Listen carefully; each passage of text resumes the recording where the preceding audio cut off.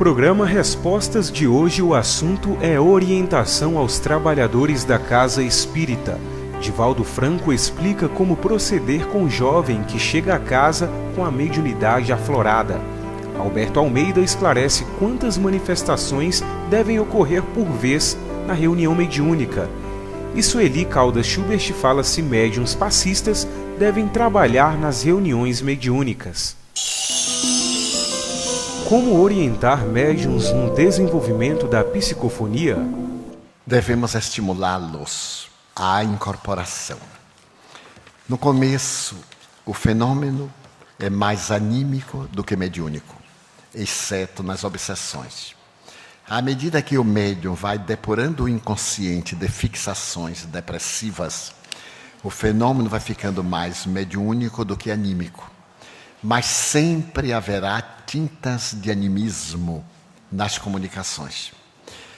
Por mais que seja um extraordinário violinista, esse artista vai usar o equipamento que lhe seja oferecido. Se ele dispuser de um Stradivarius, a peça musical será excelente. Se ele receber uma rabeca, a peça musical será bonita, porque ele sabe tocar, mas sem a beleza daquele violino. O médium oferece o equipamento. O espírito envia a onda e o cérebro do médium decodifica. Então, nós deveremos estimular os médiuns principiantes ao treino da psicofonia, dizendo: diga o que lhe vier à cabeça e vá deixando espontaneamente fluir a inspiração, até o momento em que você perca o controle sobre a ideia. Essa repetição irá permitir o indivíduo de quebrar a timidez, de ter o constrangimento da faculdade da manifestação ser anímica. Animismo também é espiritismo, assevera Kizakov. Equivale dizer que o médium é um espírito que tem conflitos, que tem provas, que tem transtornos, e muitas vezes isso é uma catarse. O dialogador deve perceber que é do próprio espírito encarnado e atendê-lo para que se depure o filtro e as próximas comunicações sejam dos desencarnados. Imaginemos uma letra U, um vaso comunicante. Este objeto é colocado ao ar livre. Então vem a chuva, vem o sol, vem a poeira e sedimenta nesta parte inferior. Chamaríamos isto um exemplo grotesco do cérebro. Isso que está sedimentado seria o inconsciente. A parte superficial, o subconsciente. A parte medial, o inconsciente próximo. E a parte de baixo que sedimentou, o inconsciente profundo. Se nós colocarmos água límpida, ela desce límpida, passa pela superfície, leva o subconsciente, leva aquele sujo e ela sai tisnada. Se continuarmos a colocar a água, ela vai limpando, limpando, limpando, até que ela entra pura e sai pura. As fixações em nosso cérebro estão no campo do perispírito. Quando nós temos muitos conflitos, eles estão arquivados. Na hora das comunicações há um tumulto. E é claro, aquilo que é fixação, que é transtorno neurótico, nós pomos para fora. Depois de algum tempo já não temos o que pôr para fora. As comunicações serão autênticas. Não sei se me fiz entender. Desta forma, nós podemos estimular e vigiar para que aquilo não fique repetitivo. Porque o fenômeno anímico sempre tem as mesmas características. Estou sofrendo muito, eu não aguento mais, que são as nossas queixas. Então, quando na primeira comunicação isso se der, na segunda, na terceira, digamos ao médium, agora já está na hora de concentrar-se no que lhe vier à consciência e não jogar para fora o que você está acostumado a demonstrar nas suas queixas habituais. Sem nenhuma censura, é um processo educativo. E logo virão as comunicações autênticas. Os médiuns passistas devem trabalhar nas reuniões mediúnicas? Sim. em certos casos. Nós não vamos ficar o tempo todo tendo que aplicar passe nos médiuns. Mas em situações de mais dificuldade, especialmente médiuns na fase inicial, às vezes eles precisam também que alguém aplique um passe, para que eles então tenham mais condição de dar passividade. Em outros momentos, para que eles possam se desligar de uma forma mais rápida, mais natural, das influências dos espíritos, das energias deletérias dos espíritos. Então, em muitos momentos, o passe, ele é benéfico, tendo cuidado para que os médiuns não fiquem também condicionados. Aí eu só recebo se eu tomar passe. Aí eu só fico livre dos fluidos do espírito se alguém me aplicar um passe para tirar os fluidos. Ora, nós não podemos ficar condicionados a isso. Mesmo porque os amigos espirituais estão ali nos ajudando, recompondo o médium, renovando suas energias, essa coisa toda. Agora, na nossa casa nós temos, por exemplo, algumas pessoas que aplicam passe, que são aquelas que ficam na sustentação.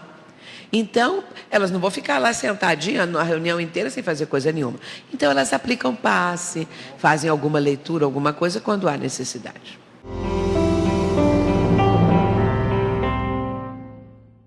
Você gostaria de ajudar a expandir o Espiritismo na TV? Então aí vai a dica. Você se torna sócio do Clube Amigos do Espiritismo e ajuda a levar a mensagem espírita a muito mais corações. Além de contribuir com este grande desafio, você ainda ganha brindes exclusivos. Uma revista que vira pôster e 2 DVDs todo mês na sua casa, com documentários, animações e videoaulas.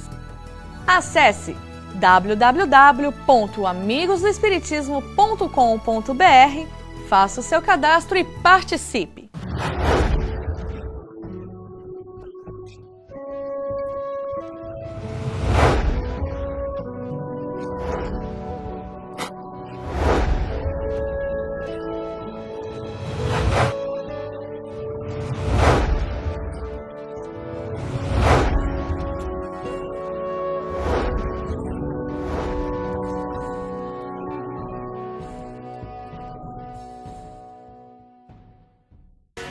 Jovem, para que reencarnamos? Basta não fazer o mal? O que é Deus? O que é ser um homem de bem? Espíritos podem nos influenciar? De onde viemos? O que existe após a morte? Para onde vamos? Busque respostas. Encontre caminhos. Participe da evangelização espírita.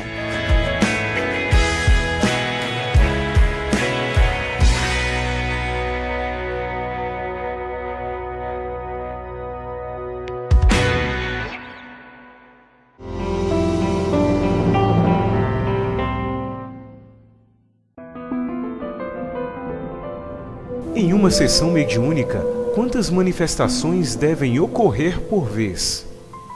Numa reunião mediúnica, para que se mantenha o clima de ordem, é necessário que as comunicações se estabeleçam dentro de uma regularidade que conservem a comunicação de tal ordem que não conturbe o ambiente. Logo, às vezes, uma comunicação que extrapole, seja muito turbulenta, evita-se uma outra comunicação simultânea, numa ocorrência como esta. Mas numa reunião regular, 2 comunicações simultâneas que se estabeleçam em nível de controle normal do médium, no grupo que está de uma forma serena e bem posto, equilibradamente funcionando, elas podem acontecer sem prejuízo do equilíbrio dessa reunião. E excepcionalmente, só excepcionalmente, 3 comunicações. Numa circunstância de trato coloquial, poderá acontecer. Habitualmente, portanto, estabelece-se que 2 comunicações estão de bom tom, porque é possível se estabelecer um diálogo com um espírito e com o outro, sem que haja aquele tumulto qual acontece quando todos os médios incorporam, 4, 5 médios, muito comum nas reuniões mediúnicas públicas, que às vezes 10, 15 médios incorporam, que você não sabe se você está num espaço tratando de médiuns e de mediunidade, de comunicação, ou se você está no hospício, de tanta confusão que é. Então, tenhamos a regra do bom senso. É permitido, portanto, que você viabilize uma comunicação, e para isso, os médiuns vão treinando nessa reunião de estudo, desenvolvimento e educação, eles vão treinando. Porque, enquanto um médium está se comunicando, ele está sentindo vontade de fazer o transe. E ele segura ou não quando o dirigente faculta que ele libere a comunicação. Às vezes está para terminar a reunião, e aí vem a vontade de uma comunicação de uma entidade sofredora, obsessora. E se o tempo já está esgotando, já está na prece final, por exemplo, por que o médium é assediado por um espírito? Onde estão os benfeitores espirituais que assim permitem? Alguns perguntam. É para que aquele médium tenha o controle sobre a sua faculdade, porque as comunicações já encerraram. O dirigente está encaminhando, fazendo a prece final, não é hora mais de comunicação. Mas os bons espíritos permitem que aquilo aconteça para que o médium segure e aprenda a impedir que uma comunicação se dê, porque é extemporânea. Mas por que eles permitem? Para o médium treinar. Porque quando ele estiver no ônibus e o espírito se aproximar e quiser incorporar nele, ele não vai deixar que a incorporação se dê, ele segura, ele sabe como segurar. Ele vai, portanto, treinando na reunião mediúnica. Há 2 comunicações coloquiais estabelecidas no grupo, e a regra do grupo, estabelecida pelo trabalho, são 2 comunicações simultâneas, por exemplo. Então ele está com uma vontade de fazer o transe, que será o terceiro médium a fazer o transe, e ele tem que segurar. E na reunião de avaliação, é muito comum o médium dizer, mas olha, se é 2, por que o espírito benfeitor permitiu que eu sentisse vontade? Não é para que houvesse 3 comunicações? Necessariamente não. Era para que você segurasse a comunicação, porque estava havendo 2 comunicações. Então o médium, ele treina a contenção de uma comunicação, esperando o momento próprio. Às vezes está na fase introdutória da reunião, quando a reunião mediúnica propriamente dita ainda nem começou e ele está com vontade de incorporar. E ele tem que segurar, ou descrever, e ele tem que segurar porque não é o momento. Mas por que os espíritos permitem? Para que ele treine a faculdade, a contenção, não liberando a comunicação no momento que não está adequada, a fim de que em casa, no aniversário, ele não incorpore, a fim de que ali no trabalho ele não fique escrevendo, está com vontade de escrever do trabalho, mas não é o espaço para estabelecer a mensagem psicográfica. Ele tem que conter, mas está com vontade. Quantos médios, eu lembro-me de Gasparetto conversando com Chico Xavier, quando naquela época que ele fazia o exercício da pintura, né? Numa entrevista, quando ele disse que tinha vontade de pintar todo o tempo. E o Chico, então, naquela experiência, dizendo, pois é, se eu fosse permitir, os espíritos ficariam escrevendo todo o tempo. Mas nós temos que trabalhar. Aí até brincou, não tem o INPS, a aposentadoria do médium, então nós temos que reservar o tempo para a mediunidade, porque senão a gente fica médio o tempo todo e fazendo transe mediúnico e vai enlouquecer.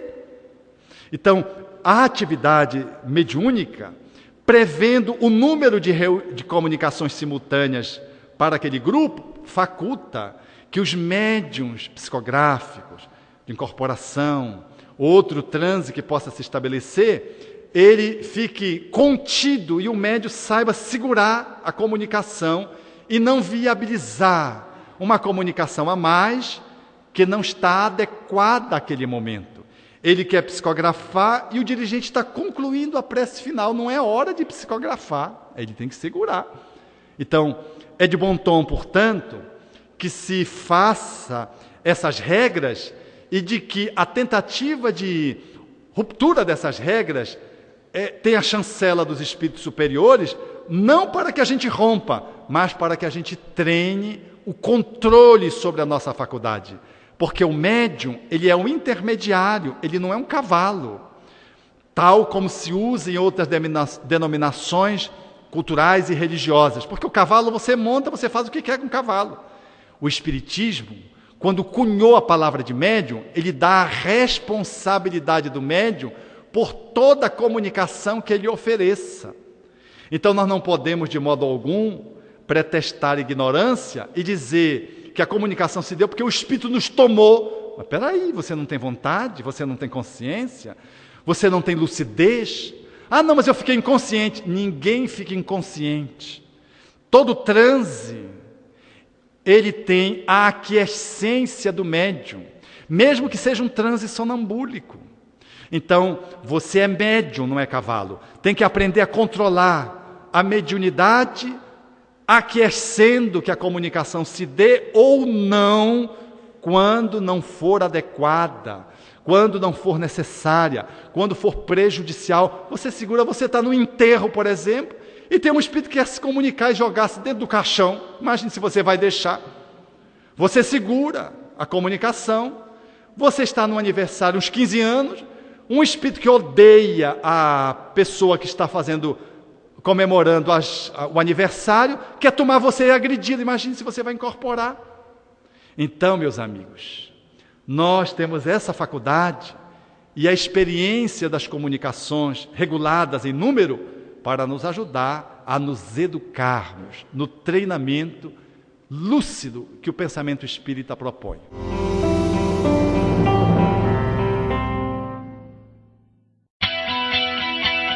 A TVC está presente em toda parte, na Web TV, através do satélite, em seu celular, TV por assinatura e também nas redes sociais. Acompanhe a TVC também no blog, Twitter, Facebook, Orkut e YouTube. Agora o maior canal espírita possui acesso rápido, fácil e integrado. Todas essas páginas estão disponíveis em www.tvc.com, no lado esquerdo, na parte inferior do site. Além de ficar por dentro de tudo que acontece na sua TV Espírita, você ainda pode deixar o seu recado e dar sugestões para que a TVC continue crescendo. Não fique fora dessa. Participe!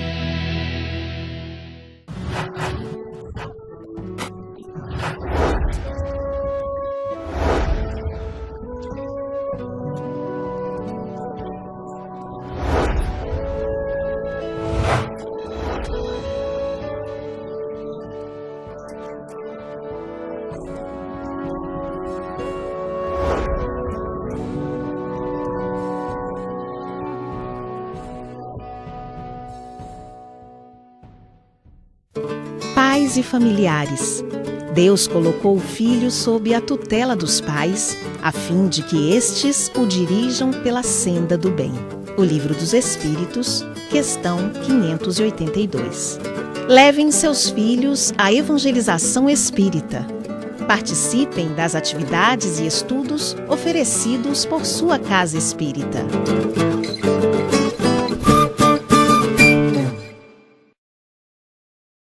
Já pensou assistir a TVC no seu celular?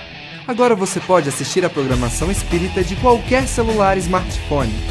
É só baixar o aplicativo SPB TV totalmente grátis. Assista a TVC de qualquer smartphone, Windows Mobile, Symbian, iPhone, iPad, Android, BlackBerry, Webos, Maemo, Bada e Windows Phone 7. Acompanhe programas, palestras, videoaulas e documentários espíritas pelo seu celular. Dessa você não pode ficar de fora. Aproveite!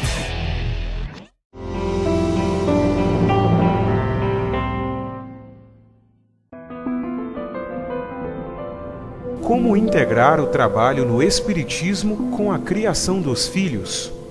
Víamos com muita emoção aquelas moças que tinham filhos chegarem no centro espírita com uma alegria danada, levando o Moisésinho, o cestinho com a criança, e o colchonetezinho. Enquanto elas estavam no grupo de estudo, a criancinha estava deitada no colchonete, sob os olhos dela, e de todo mundo dormindo. Então, os meninos foram crescendo filhos do centro espírita. Porque quando chorava ou precisava mudar uma fralda, não era nem a mãe que levantava. Já tinha um monte de gente que se prontificava a cuidar, a levar, a ninar lá fora para o menino dormir de novo. Hoje eles são já crescidos, muitos deles, integrados ao centro. Eles gostam de estar no centro e vão a tudo com as mães, com os pais. Naturalmente que não vão às reuniões de intimidade, de mediunidade, de desobsessão. Mas os grupos de estudo, as coisas, e eles ficam quietinhos, lá na sala, brincando com uma coisa, assistindo a um daqueles jogos didáticos na televisão, enquanto os pais estão no trabalho.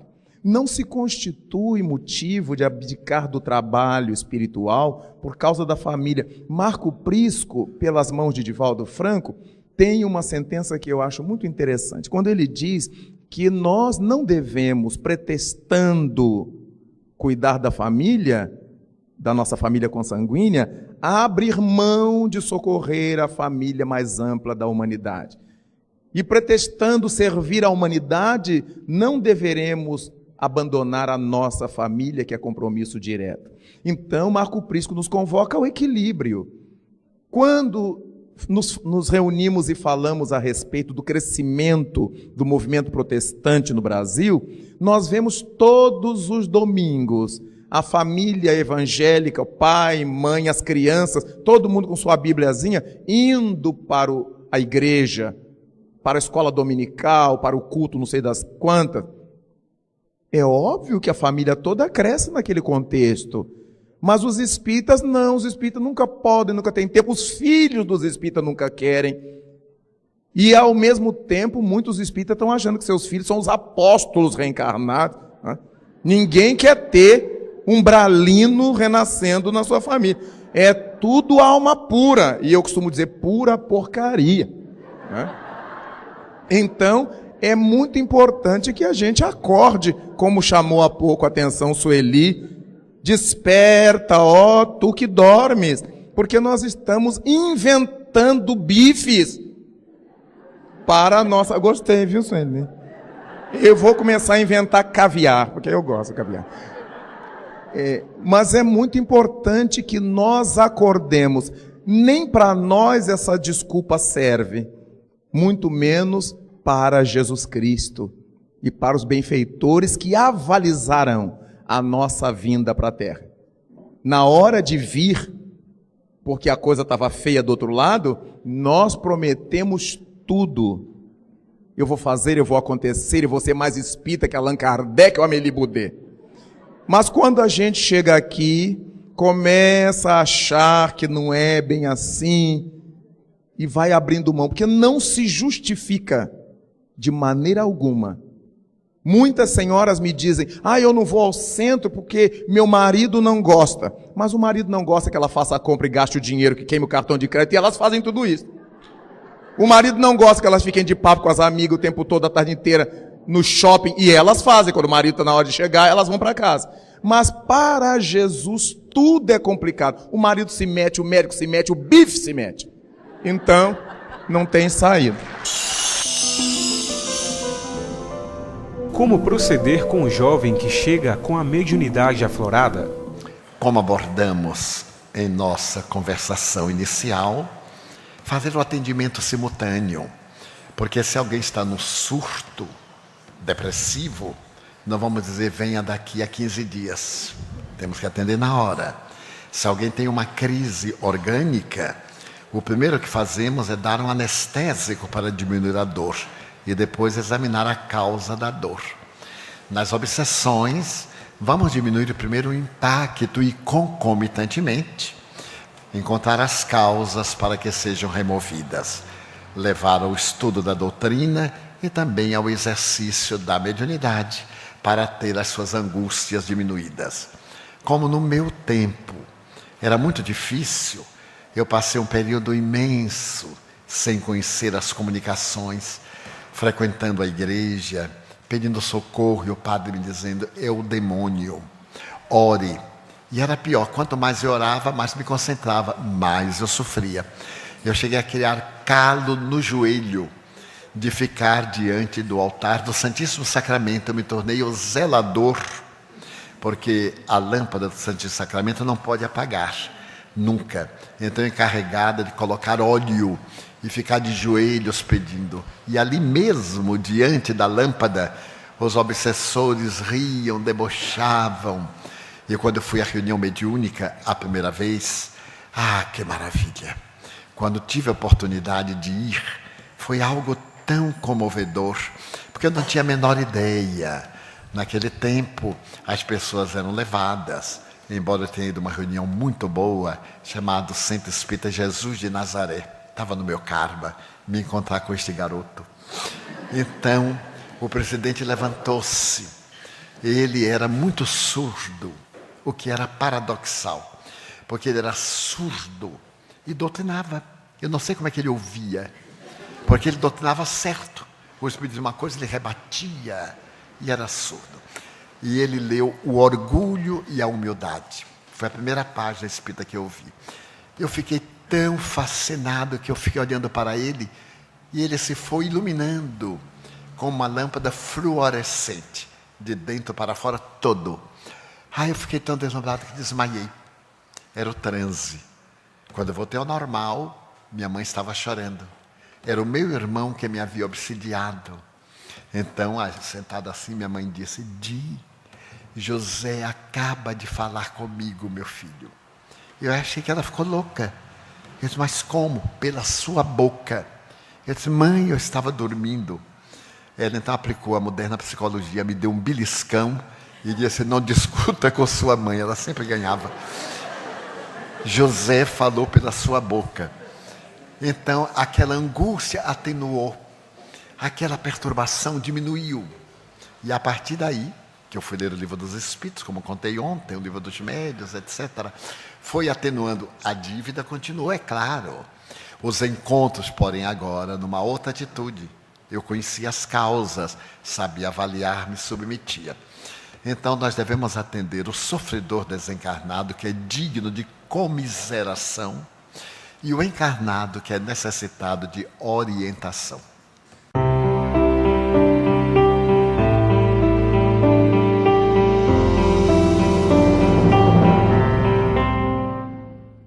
O objeto é colocado ao ar livre. Então, vem a chuva, vem o sol, vem a poeira e sedimenta nesta parte inferior. Chamaríamos isto um exemplo grotesco do cérebro. Isso que está sedimentado seria o inconsciente. A parte superficial, o subconsciente. A parte medial, o inconsciente próximo. E a parte de baixo, que sedimentou, o inconsciente profundo. Se nós colocarmos água límpida, ela desce límpida, passa pela superfície, leva o subconsciente, leva aquele sujo e ela sai tisnada. Se continuarmos a colocar a água, ela vai limpando, limpando, limpando, até que ela entra pura e sai pura. As fixações em nosso cérebro estão no campo do perispírito. Quando nós temos no inconsciente de fixações depressivas, o fenômeno vai ficando mais mediúnico do que anímico. Mas sempre haverá tintas de animismo nas comunicações. Por mais que seja um extraordinário violinista, esse artista vai usar o equipamento que lhe seja oferecido. Se ele dispuser de um Stradivarius, a peça musical será excelente. Se ele receber uma rabeca, a peça musical será bonita, porque ele sabe tocar, mas sem a beleza daquele violino. O médium oferece o equipamento. O espírito envia a onda e o cérebro do médium decodifica. Então, nós deveremos estimular os médiuns principiantes ao treino da psicofonia, dizendo: diga o que lhe vier à cabeça e vá deixando espontaneamente fluir a inspiração, até o momento em que você perca o controle sobre a ideia. Essa repetição irá permitir o indivíduo de quebrar a timidez, de ter o constrangimento da faculdade da manifestação ser anímica. Animismo também é espiritismo, assevera Kizakov. é que vale dizer que o médium é um espírito que tem conflitos, que tem provas, que tem transtornos, e muitas vezes isso é uma catarse. O dialogador deve perceber que é do próprio espírito encarnado e atendê-lo para que se depure o filtro e as próximas comunicações sejam dos desencarnados. Imaginemos uma letra U, um vaso comunicante. Este objeto.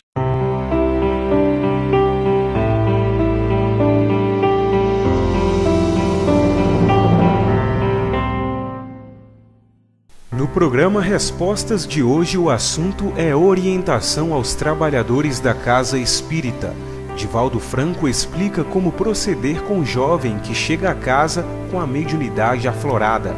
Alberto Almeida esclarece quantas manifestações devem ocorrer por vez na reunião mediúnica. E Sueli Caldas Schubert fala se médiuns passistas devem trabalhar nas reuniões mediúnicas.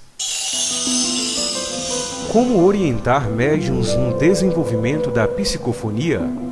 Devemos estimulá-los à incorporação. No começo, o fenômeno é mais anímico do que mediúnico, exceto nas obsessões. À medida que o médium vai depurando muitos conflitos, eles estão arquivados. Na hora das comunicações há um tumulto. E é claro, aquilo que é fixação, que é transtorno neurótico, nós pomos para fora. Depois de algum tempo já não temos o que pôr para fora. As comunicações serão autênticas. Não sei se me fiz entender. Desta forma, nós podemos estimular e vigiar para que aquilo não fique repetitivo. Porque o fenômeno anímico sempre tem as mesmas características. Estou sofrendo muito, eu não aguento mais, que são as nossas queixas. Então, quando na primeira comunicação isso se der, na segunda, na terceira, digamos ao médium, agora já está na hora de concentrar-se no que lhe vier à consciência e não jogar para fora o que você está acostumado a demonstrar nas suas queixas habituais, sem nenhuma censura.